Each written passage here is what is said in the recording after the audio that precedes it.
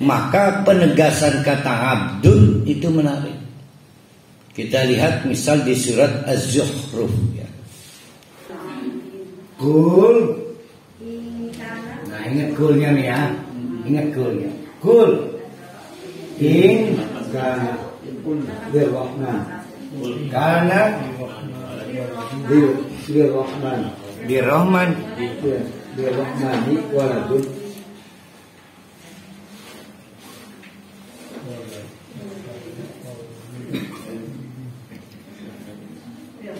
Katakanlah jika kamu benar, Tuhan yang Maha Murah punya anak, maka akulah orang yang mula-mula memulihkan.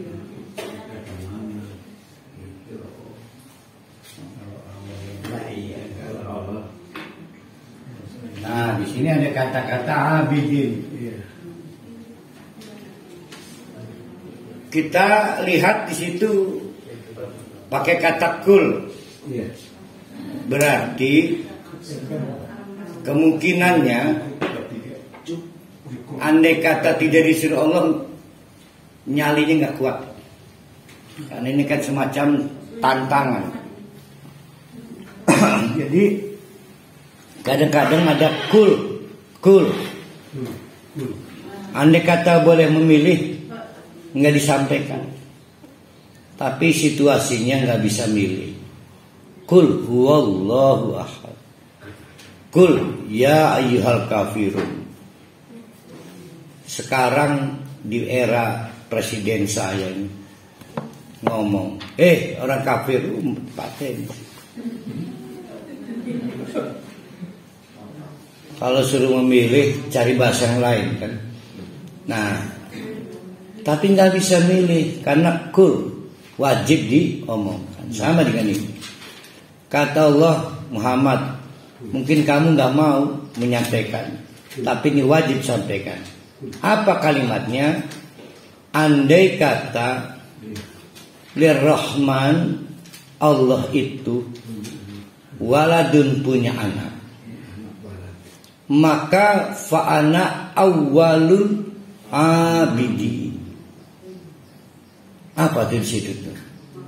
Maka akulah orang yang memuliakan anak itu. Di situ mula-mula ya. Saya agak berbeda itu cara pemahamannya. Kalau alladzi asra ala abdihi ya, itu budak. Berubah menjadi abidun berarti orang yang terus menerus beribadah. Nabi Muhammad itu pangkatnya abidun. Saking abidnya salat bayi sikile bengkak.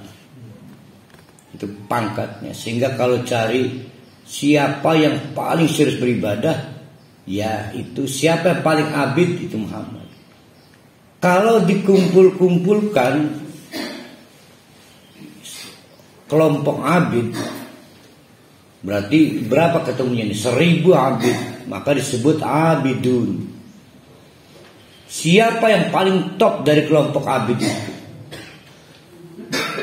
Maka kata Allah, omong saya itu awwalul abid.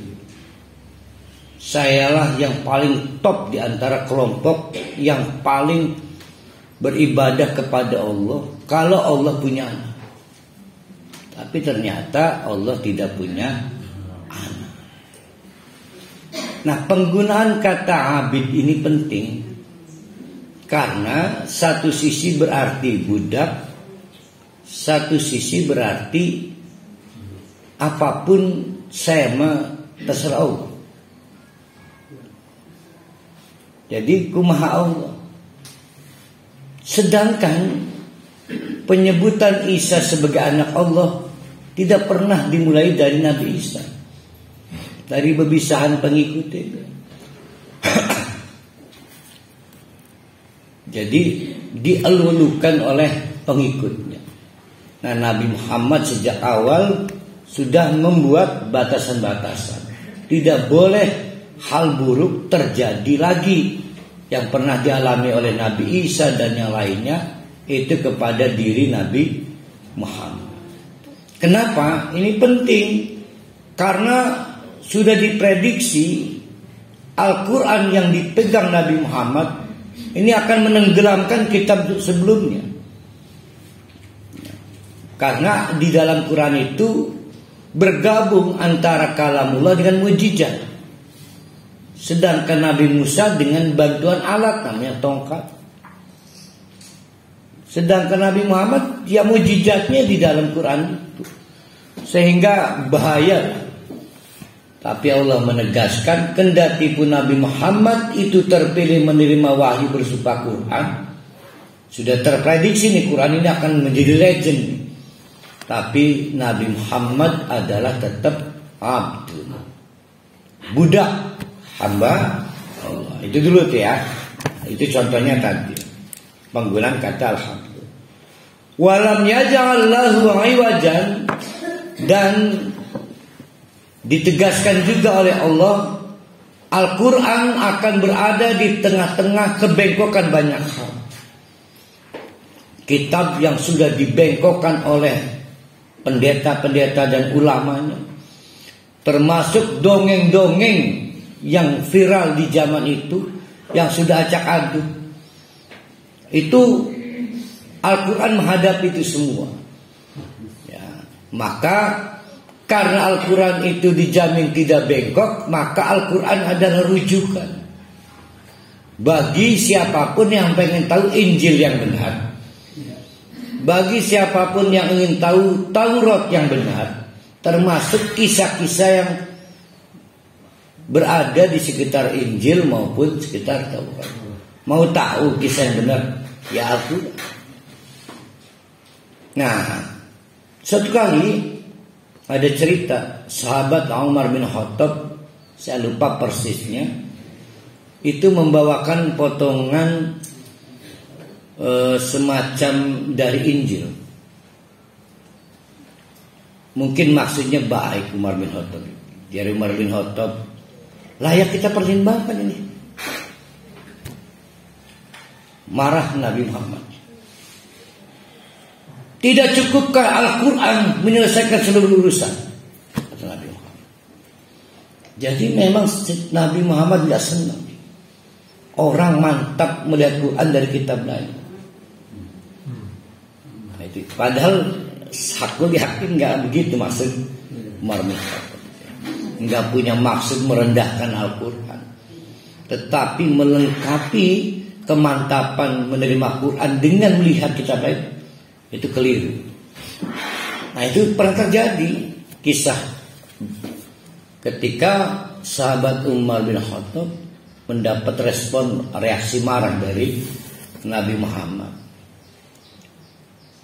Itulah yang harus kita pegang, bahwa kalimat walam yaj'allahu 'iwajan harus membuat kita mantap menjadikan Al-Quran referensi. Karena di luar Al-Quran berpotensi bengkok ya. Tidak cukup itu iwajan, tidak cukup iwajan, itu qayyiman, sempurna ya, tegak sempurna. Karena sempurna, maka liyundiro dapat digunakan untuk memberikan peringatan tentang ba'san syadidan, akan adanya siksa yang dahsyat, yang bypass milladunhu, bypass direct, langsung tanpa sebab akibat sekalipun. Jadi kalau ada istilah laduni, ilmu laduni, ilmu yang bypass dari Allah tanpa sebab akibat, kursus, bimbel, les, sekolah, penelitian, tangi turu pintar dia. Asal orang bisa bahasa Inggris, tangi turu bisa marah-marah dengan bahasa Inggris. Sampai ibu ini ketalimbang, kita nyebutnya lisawan sirania ini. Nah, itu miladun. layak kepanjangan setan, rupanya setannya si Oxford. Maka penegasan kata abdun itu menarik.